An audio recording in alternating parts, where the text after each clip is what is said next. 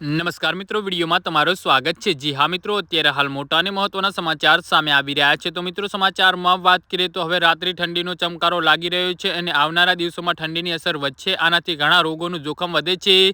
આમાંથી એક હૃદય રોગનો હુમલો છે, જે ઠંડા હવામાનના કુટેવો અને બેદરકારીના લીધે વધુ જોવા મળે છે। નિષ્ણાતો કહે છે કે મોટાભાગના હૃદય રોગના હુમલા સવારે સ્નાન કરતી વખતે થાય છે, જે અયોગ્ય સ્નાન પદ્ધતિઓના કારણે થાય છે। ગુજરાત સહિત દેશભરમાં શિયાળા દરમિયાન હાર્ટ એટેકના કેસ ઝડપથી વધે છે। જી હા મિત્રો, અત્યારે હાલ મોટા અને મહત્વના સમાચાર સામે આવી રહ્યા છે।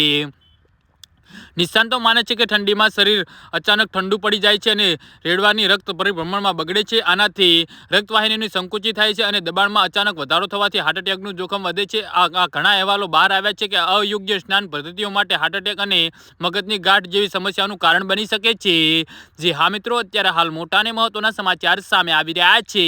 તો મિત્રો, સમાચારમાં વધુ વિગતવાર વાત કરીએ તો ડોક્ટર કહે છે કે ઠંડીની ઋતુમાં સ્નાનને ગંભીરતાથી લેવું જોઈએ, કારણ કે મોટા ભાગના હાર્ટ એટેક બાથરૂમમાં જ થાય છે।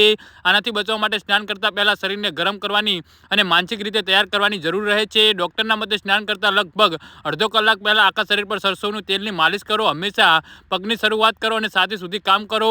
આ રક્ત પરિભ્રમણનું સુધરે છે અને શરીરને ઠંડી માટે તૈયાર કરે છે।